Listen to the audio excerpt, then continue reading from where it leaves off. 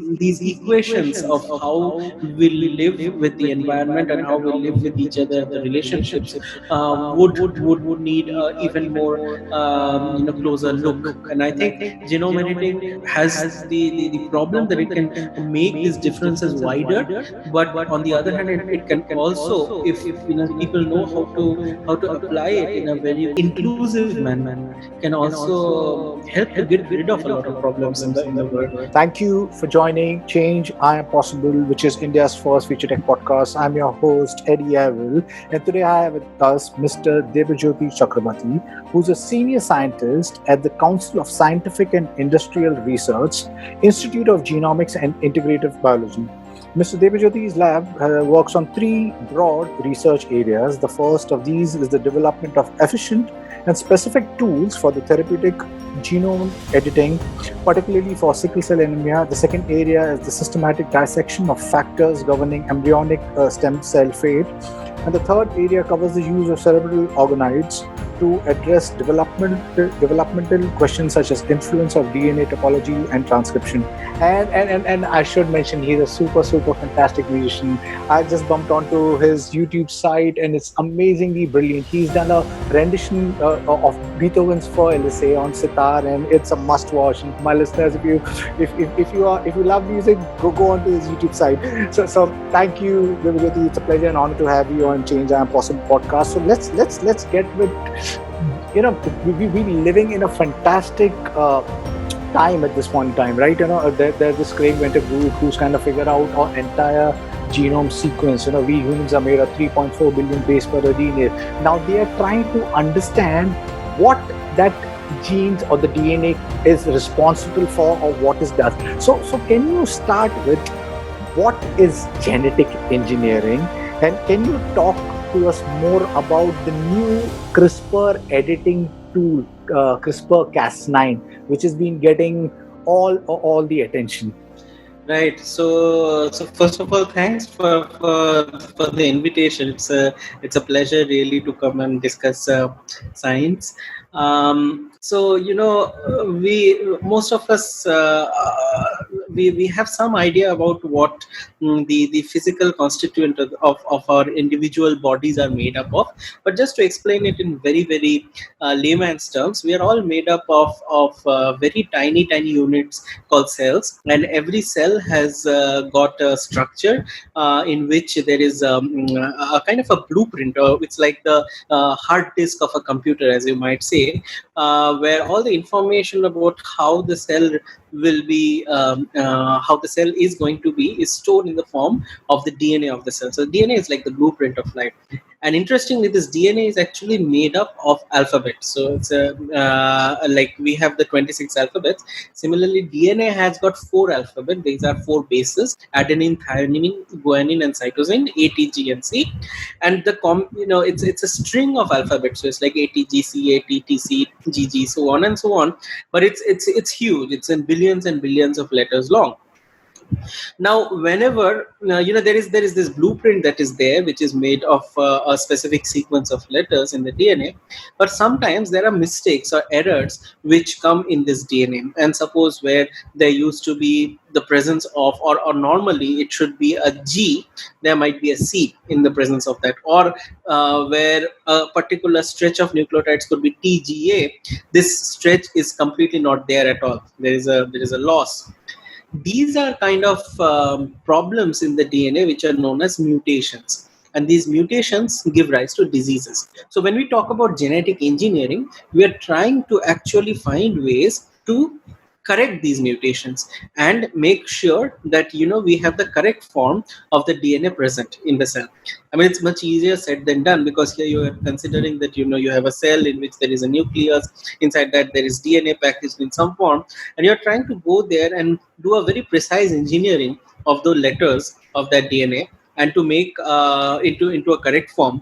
That's a huge thing, a huge task to do. And when we say genetic engineering, we are actually working on the kind of where we are thinking of decades of research, years and years of research, which has actually given rise to the possibility that this is no more science fiction, but in reality it can be done.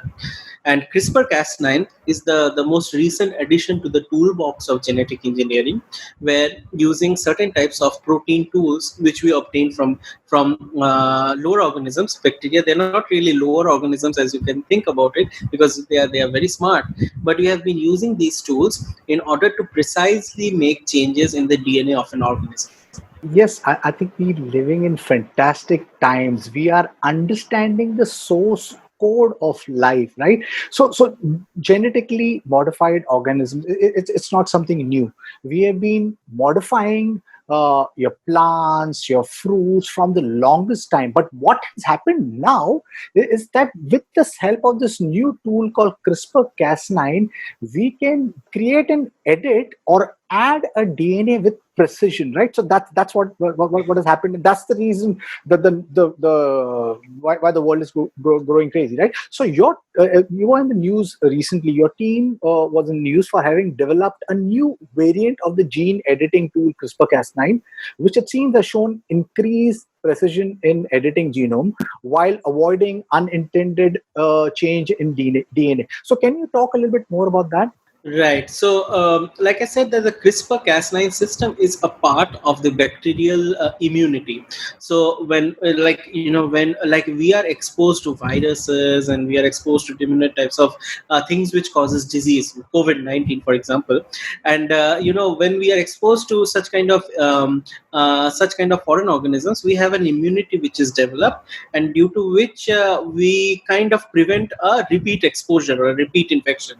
Similarly, bacteria have also got some kind of immunity against invading viruses, and they are called bacteriophages. And the CRISPR system is a component of that bacteria. So it was already always there in nature. It was something that was kind of found out or discovered by a group of scientists over work that was done of almost 25 years or so, since 1986 all the way up till, and it's still getting developed. And there are 50% of bacteria and archaea have some form of CRISPR system as a part of their immunity. And what we did is we did not discover a new Cas9 system. We simply found out that one of these Cas systems from a particular bacterial source called Francisella novicida. It's called an FN Cas9, Francisella novicida. We characterized in depth, and we found out that this particular Cas9 has a very interesting aspect of specificity, meaning that it can go and target a specific region in the DNA while preventing unintended off targeting, meaning that you can very specifically make it go to a certain part of DNA where you want to make it reach, and then do the work that you wanted to do. So that was the thing that we worked on heavily. We have been characterizing this Cas9, and recently we found out that it can this specificity angle can be exploited in more diverse ways, not just in the terms of genome editing, but also in terms of how you detect diseases such as COVID-19 and so on. So this is something that we are working heavily on even at the moment in the lab. It's not just my work, but I work very closely with another nucleic acid physicist. His name is Dr. Souvik Maiti. Both of us, we share a lot of things in common in terms of our research interests, and we have been working heavily on this aspect for the last 4-5 years. Right. So yes, I was recently going through the news, and it seems you have developed a CRISPR-based coronavirus detection kit called Feluda, right? So can you share a little bit more details on that? Right. So the idea of Feluda came actually from the fact that this Cas9 from Francisella novicida was highly specific in distinguishing off targets from which were very close to the target. So almost like one mismatch away and so on. So we thought that it could actually be repurposed for doing diagnosis. Say, for example, you have a point mutation in DNA which causes the disease like sickle cell anemia or cystic fibrosis or Duchenne muscular dystrophy. And normally what you need to do is, in order to understand whether you have this disease or not, you need to get yourself DNA sequenced, or go to a place, you give your DNA, they get sequenced, they give you a report, and yes, that mutation is there. And this is the sequencing is a complicated process. You need to you use specific types of equipment and so on. But what we kind of thought about a way by which you can actually use the Cas9 system to distinguish and tell whether a particular genetic mutation is present in an individual or not. So to cut a long story short, it can be done, and we call this technique as FN-Cas9 editor linked uniform detection assay, or Feluda. And what we recently showed that it is highly effective in actually distinguishing not only just point mutations, but also very, very specifically diagnosing the presence of pathogenic sequences like the COVID-19. We transferred this technology to Tata Sons, and they have now, they're very soon probably going to come up with a kit which can actually be used to do this. It would make the life a little bit easier, because you do not need the expensive real-time PCR machine, which basically is doing diagnosis for COVID-19 in most places, but a simple PCR machine, which is present in almost all pathology labs and universities and so on, where this kind of a test can be done using this enzymatic readout. Lovely, lovely. We wish you the very best for it, and congratulations for the partner with the Tata Sons. So, what is the accuracy rate of this testing kit, and how long does it take to, for a test to confirm if a patient is positive or a negative, and by when do you think it's going to be commercially available? So the accuracy is above 95%. So both sensitivity and specificity. In the case of when you compare it with the gold standard test kit, we did realize that the gold standard test, which is a qPCR, also has its own error rates, and that is why one is never able to reach, let's say, kind of 100% in a way, because it will vary. Because if you have a standard which is also varying, it takes less than an hour, around 55 minutes to finish, starting from the patient RNA to actually get the readout. The readout is happening on a strip. It's like a pregnancy strip, so you can see it. Actually, it's a visual readout on the strip. It's still not doable at home. It's not a do-it-yourself kit, but it still needs to be done at a place where there's a PCR machine. We are working hard to come up with a possibility of actually make it even more simple, even more, if you might say, like a point of care, a home test, something like that at some point. I think all the paperwork, all the things have been almost done. So we expect to hear something from Tata very, very soon, I would say. Right. In terms of market release. Okay, lovely. So we're wishing you the very best for it. So tell me, at this point in time, with genetic editing, CRISPR Cas9 editing tools, what do you see as the immediate benefit in the healthcare industry? The immediate benefit, I would not say that it's going to be revolutionary in the sense that everybody would be able to do and afford a gene editing therapeutically. It is something that will come in phases. Of course, the diagnostic capabilities of a genomic tool like Feluda would reach much faster. Like you see that, in a case of a pandemic, this might be really, really helpful, where a CRISPR product would of course be used. But for real therapeutic application, where you are actually tinkering with the DNA of an individual and trying to correct, that is a way more complicated ballgame, because the diagnosis is being done outside the body. You are taking a sample and then you are diagnosing. But when you're thinking of putting stuff inside the body, whether directly or indirectly, where you take out cells, correct it, and send it back, it has to go through a very, very dedicated process of production of components, of safety, toxicity, efficacy, all these things. And I'm really happy to say that we have been working extremely hard on this. We have a lot of support both at the government level,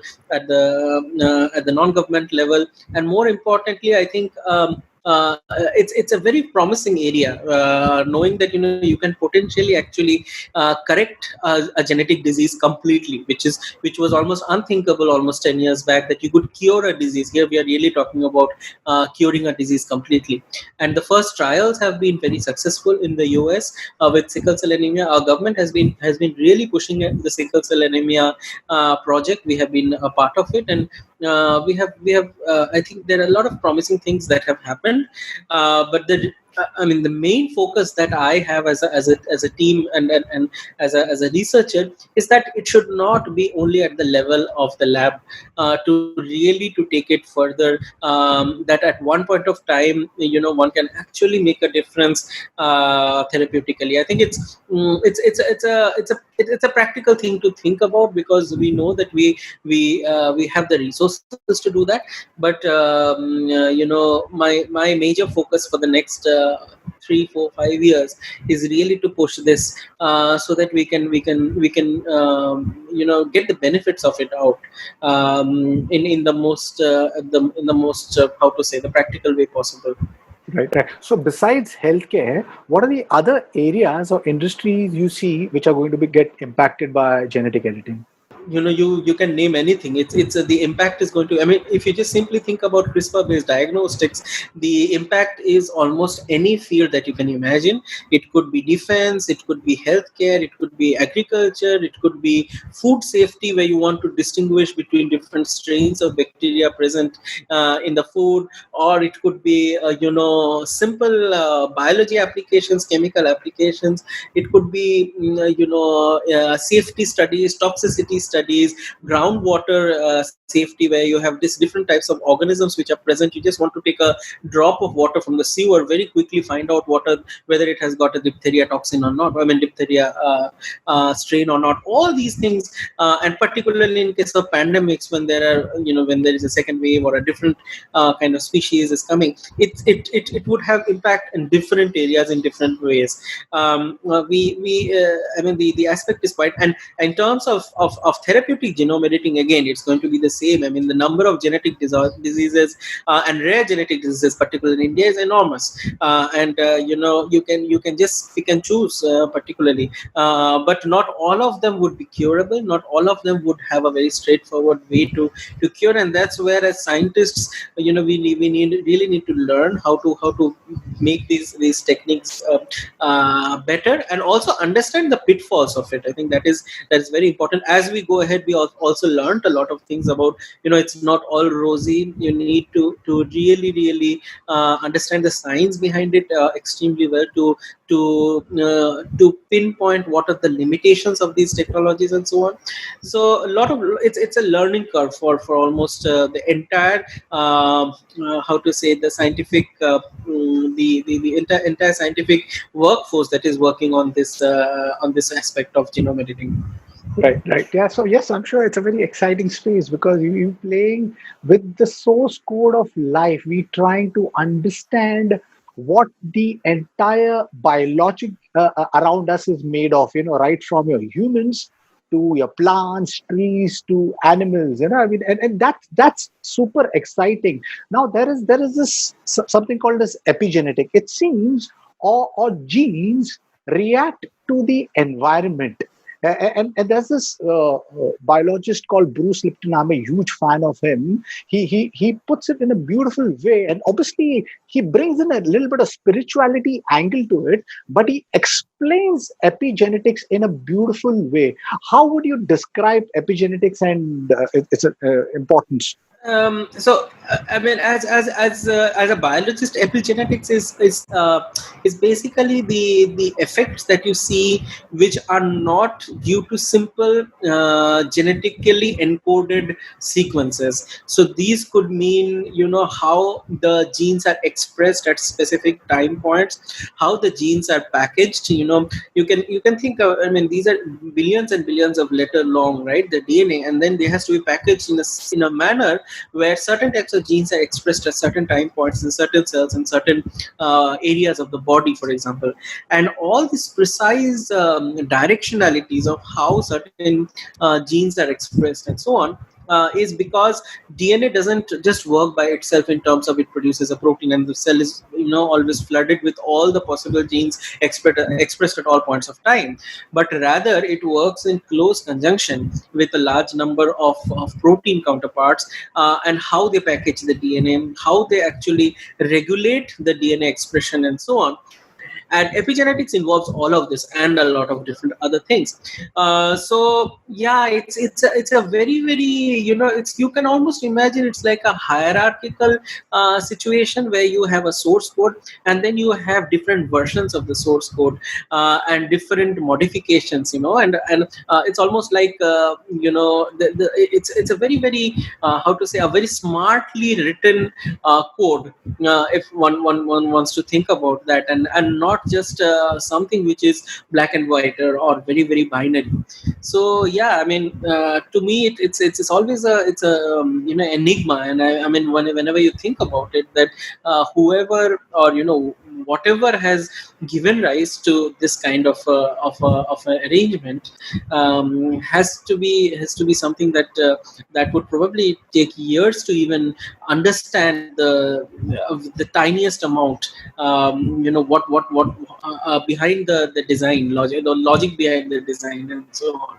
So, do you think DNA is binary in nature? Because I mean, information, like everything seems to be information. The entire universe is made of atoms, and clusters of atoms, when it comes together, it becomes DNAs. Now, and we've got trillions of cells in a body, or humans, we function because of electricity. There is something which is strange and bizarre going on. Epigenetics, or DNAs function or get expressed because of the environment. It's not just the proteins and nutrients, but also the stress, or the happiness. So that is something really fantastic going on. I'm sure that we can obviously have a conversation offline regarding that. So would you want to explain to my audience the difference between germline editing and somatic editing?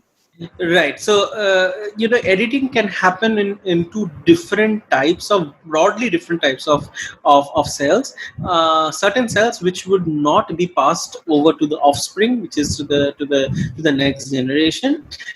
In such cases, for the somatic editing, for example, if you simply do an editing in your skin cells, let's say, I mean, it's not going to get passed on over to your offspring. So the editing will remain in the individual in which it is happening. But if you imagine you are doing this editing in the sperm or the ova, then these will actually give rise to the next generation, or basically the edits will be there in the next generation. That becomes a germline editing, and there is a huge debate, and currently it is not allowed. There is an international moratorium on any kind of germline editing due to a number of ethical, safety, and different types of reasons. Right. So yeah, talking a little bit about germline editing. Yang He from China, he was brought down for carrying out the first of its kind germline editing in China for some twins who are susceptible to the HIV gene. Today Right. there is. I mean, there was this news which I read that there's a pilot program happening, which they're planning to release somewhere around 750 million genetically modified mosquitoes in Florida Keys, I think in the year 2021, with an aim to reduce mosquito-borne diseases, like dengue and Right. other this thing, So what they're doing is, when these mosquitoes mate with wild females, their offsprings will die before they are old enough for females to begin biting. And then there are researchers who are working on CRISPR, glowing dogs, pigs, monkeys, and then there is Joshua Zehner. He's someone who's selling this do-it-yourself Yeah. home for genetic modification. There's a certain population out there who's saying that now we are tinkering too much with the source code of life. We are trying to play God when we are not even ready. We're just understanding what these things can do. So how, in your view, how potent is this technology? Talk to us about the moral and ethical implications which will rise when we have full-blown genetic editing without any mutations happening, and what excites you most about genetic editing? Yeah. So I think it's like you give an AK-47 rifle to a young boy. It comes with its own how to say consequences. If that young boy is a prodigious scientist, he knows, or he's a soldier's son, and he knows how this a particular piece of equipment behaves and what the implications are, then that person would obviously know what to do with that.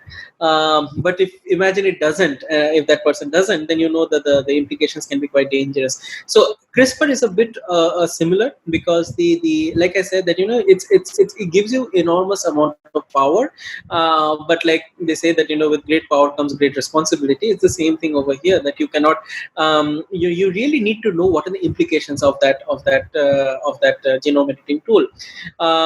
Do it yourself kit is personally, I don't think so that's a very good idea. The reason behind is the same, that if you are handing over Cas9 proteins, or if you're handing over genome editing components to somebody who has no idea about how the genome editing works and what are the things that it can do. For example, we know that genome editing allows you to change the DNA, but what a lot of us don't know is that it not only changes the DNA, but it also causes a lot of DNA breaks, which are completely uncontrolled. And if you have DNA breaks, that's as good as having a cancerous mutation. Right. And that can just take off some years of life, or let's say, or from it can lead a cell to die, kind of. So all these implications, which are really very, very important healthcare implications, need to be discussed, need to be understood. And that happens when you study, you become an expert in a particular field, and then you use it responsibly. So therefore, genome editing, etc., all the things that are being there, let it be handled by the experts, the scientists, the clinicians who have an idea about how to use it. And of course, the public has to be there as well, because they need to understand what are the implications of it. For example, you rightly talked about germline editing, and as a scientist, you might think, okay, that's great. You can edit someone's CCR4 genes or CCR5 genes, and then you make that person not prone to HIV.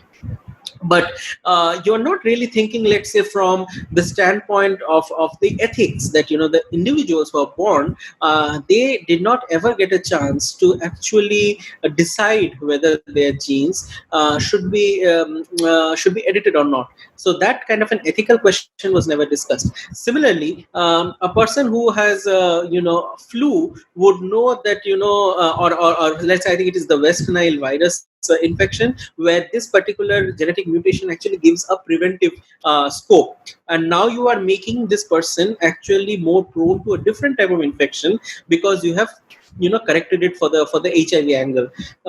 And this has completely not been discussed, let's say, or considered. So therefore, genome editing discussions should involve everybody, particularly when it is for therapy. But the actual practical use, or let's say the experimental use, should be done by experts, because they know how to handle it. I mean, recently I was just watching Back to the Future, and there is a scene where they have this box of plutonium kept, right, and it's handled over, because plutonium is needed for the time machine to move up and down due to different time scales.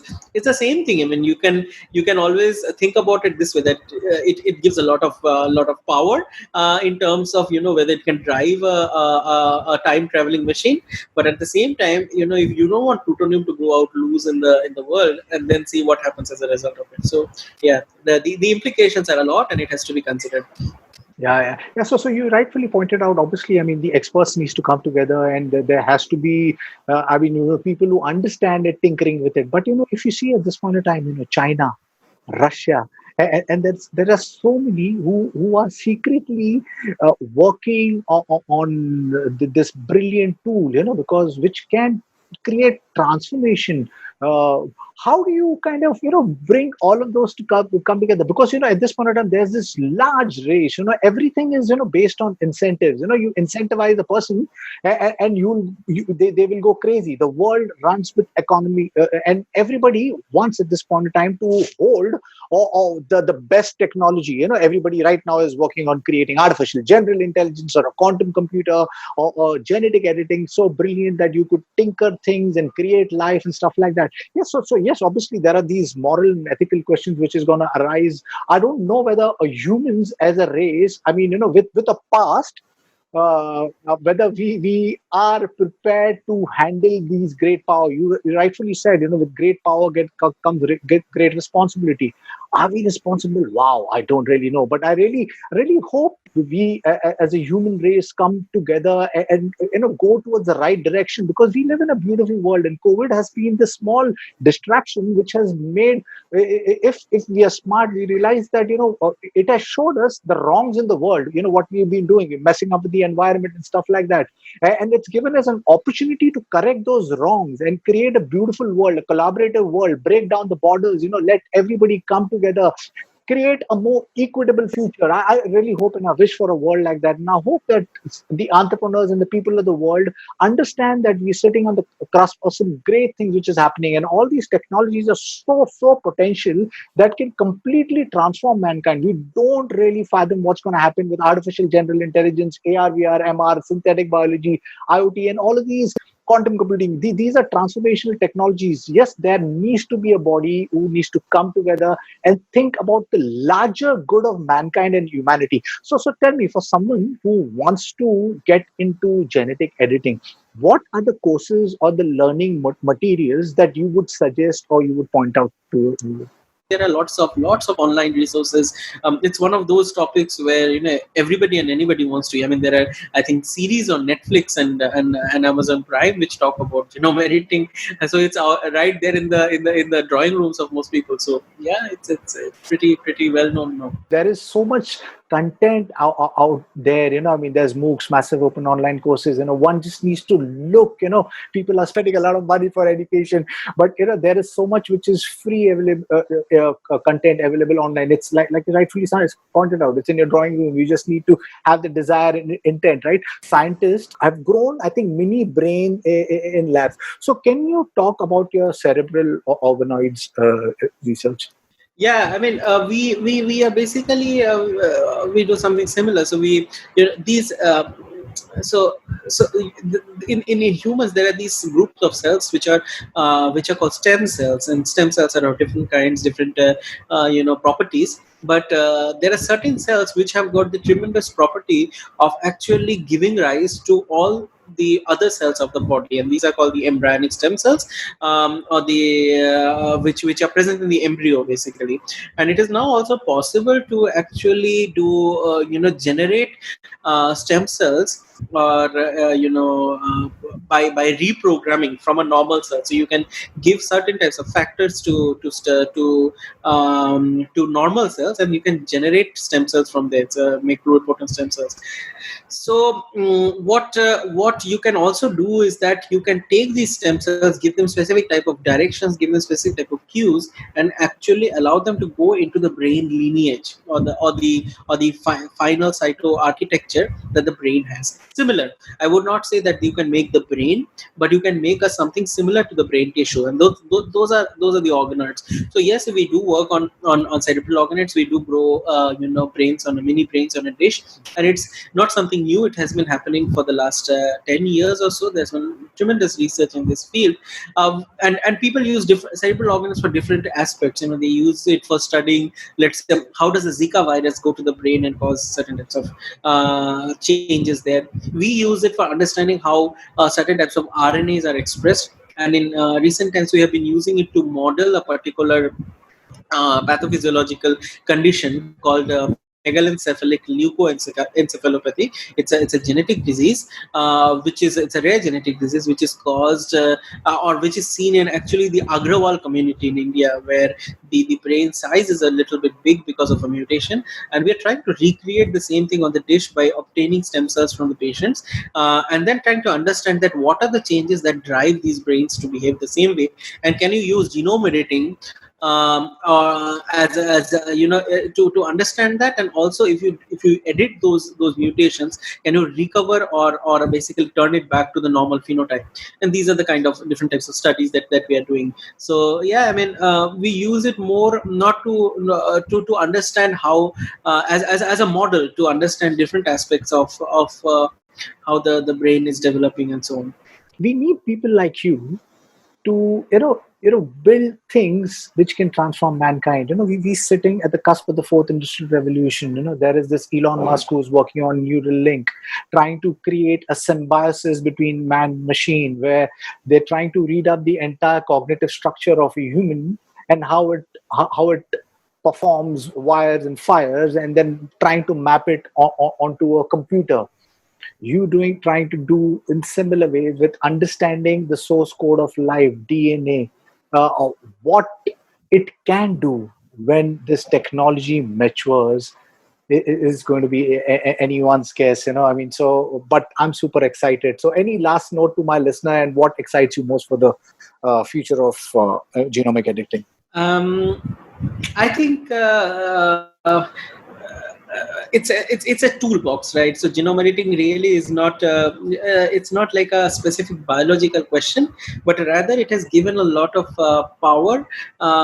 You can almost consider it to be like a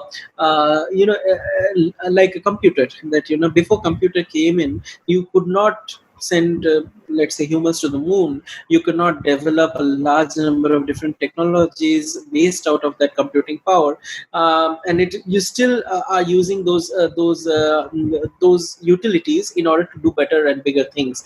I think genome editing is kind of similar. It's a path breaking invention, and it's improving, and it will get better over time, and it will be very very useful for addressing a large number of questions that we didn't probably think about, which are not going to be just within the realms of biology, but more in terms of chemistry, physics, origin of the universe, extraterrestrial life, and so on. It could have different ramifications. Healthcare seems to be the most immediate ramifications, because we tend to think very focused, but in reality, it can actually tell you how let's say life originated, for example, and these are the type of questions that possibly will be answered more and more using genome editing tools, and we are in a very fast phase. We are developing very very fast, and one of the things that will happen is that the quality of life, or the I would not say the quality of life, but actually the life expectancy would probably increase, because at some point you would have very dangerous diseases being cured, very dangerous diseases being obliterated using genome editing tools, cancer, for example, and AIDS, and so on. Yeah. So basically, I mean, it gives you enormous power to do a lot of different types of things.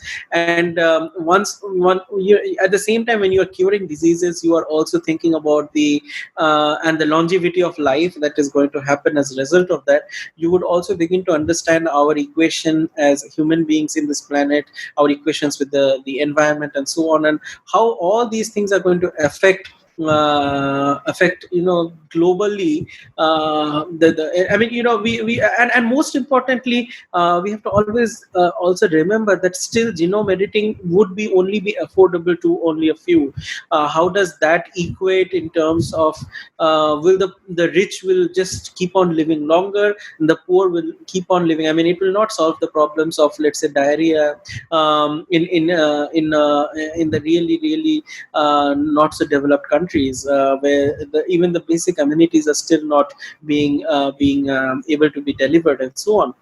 And their problems are very different. The problems in the developed world is very different, and all these equations of how we live with the environment and how we live with each other, the relationships, would need even more closer look. And I think genome editing kind of has the problem that it can make these differences wider, but on the other hand, it can also, if people know how to apply it in a very very how to say inclusive manner, can also help to get rid of a lot of problems in the world. So that's what my opinion is. Lovely. Thank you, Debojyoti, for giving Thank time you. and being It's a part of pleasure. Change I Am Thanks. Possible podcast. Yes, I think we're living in fantastic times. These tools that we have stands to completely revolutionize, how we live, or the entire mankind basically. So but obviously there are we traversing on a thin line. We Yeah. as a collective need to come together and understand what are the rights, what are the wrongs. Do we keep on enabling those rich business class who own 90 or 95% of the global wealth, or we create a system which is more equitable, where everybody lives in happiness and prosperity, because there is abundance of resources in the world, but it's only being held by possibly the 5 or 6% of the global elites. Now, if there's a collective body which comes and understands how do we use these technologies, does it go to directly to those rich people and solves the human longevity for them, and that the rest of them are dying, and the basics are not looked at, or we as technologists, and the front runners and the policymakers comes together and says, okay, this is for everyone. This is where we live on earth, and everybody is united. And if we use that mindset, I think we can create a beautiful future. And this fourth industrial revolution, we will get into the future of abundance if we hold that thought. So in that note, if you, to my listeners, if you like what you see and hear, please press the subscribe button. Until next time, see you guys. Bye bye. Thank you. Thank you very much.